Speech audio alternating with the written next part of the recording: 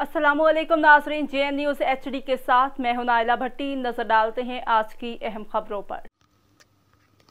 Mail से report कर रहे हैं शराफत अली। शराफत अवाम को महंगाई और बिजली बिलों में इजाफी टैक्सेस आयद करके करप्शन बचाओ माफिया ने पूरी कौम की चीखें निकलवा दी हैं।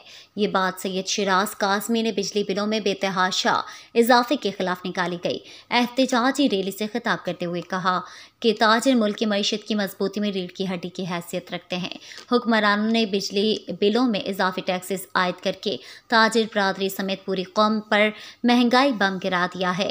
उन्होंने हुकूमत से मुतालबा किया है कि बिजली बिलों में बेतहाशा इजाफा फिलफुर ख़त्म किया जाए। एहतजाजी रैली से ताजिर रहनुमा राव रियाज हुसैन जिया, मोहम्मद सिद्दीक मुगल रहनुमा जमात इस्लामी, मलिक मोहम्मद काशिफ माजिद उर्फ मोनी, इरशाद ताहिर, शेख मोहम्मद आमिर, मलिक मोहम्मद हनीफ, मारूफ कानूनदान, कैसर मुमताज़ रोंघा जट एडवोकेट ने भी खिताब किया।